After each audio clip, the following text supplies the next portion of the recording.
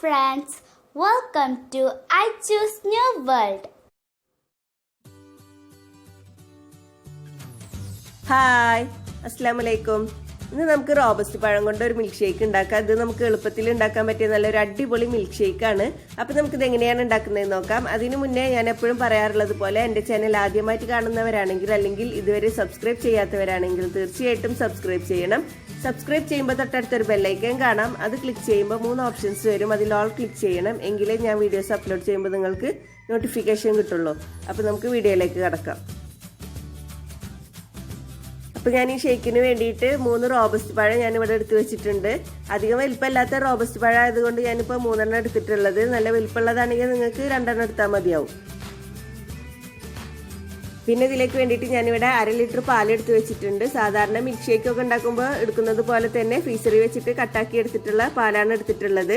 ഇനി നമുക്ക് മിക്സിയുടെ ജ്യൂസ് ജാർ എടുത്തിട്ട് അതിലേക്ക് റോബസ്റ്റ് പഴം ചെറിയ കഷ്ണങ്ങളാക്കിയിട്ട് ഇട്ട് കൊടുക്കാം.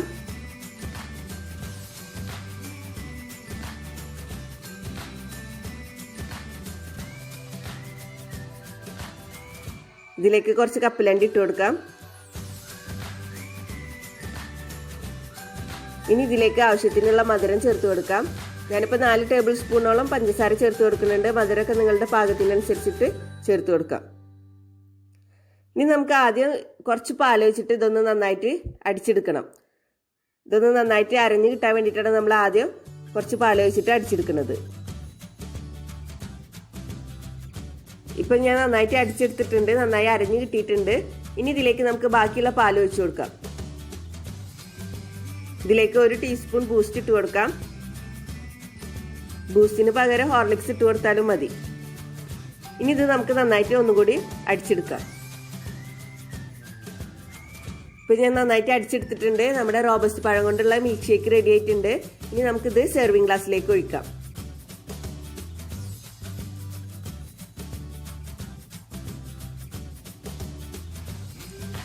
ഇനി ഇതിലേക്ക് നമുക്ക് കുറച്ച് ബൂസ്റ്റും കപ്പലണ്ടി ഇട്ട് കൊടുത്തിട്ട് ഗാർണിഷ് ചെയ്യാം.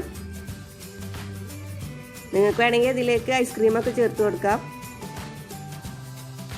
അപ്പോൾ നമ്മുടെ റോബസ്റ്റ് പഴം കൊണ്ടുള്ള മിൽക്ക് ഷേക്ക് റെഡി ആയിട്ടുണ്ട്. എല്ലാവർക്കും ഇഷ്ടപ്പെട്ട് കാണുമെന്ന് വിചാരിക്കുന്നു. എല്ലാവരും ട്രൈ ചെയ്ത് നോക്കണം. തീർച്ചയായിട്ടും എല്ലാവർക്കും ഇഷ്ടപ്പെടും. ഇനിയും ഇതുപോലുള്ള വീഡിയോസുമായി വരാൻ നിങ്ങൾ എൻ്റെ ചാനൽ സബ്സ്ക്രൈബ് ചെയ്യണം. സബ്സ്ക്രൈബ് ചെയ്താൽ ബെല്ലൈക്കൺ ക്ലിക്ക് ചെയ്യാൻ മറക്കരുത്.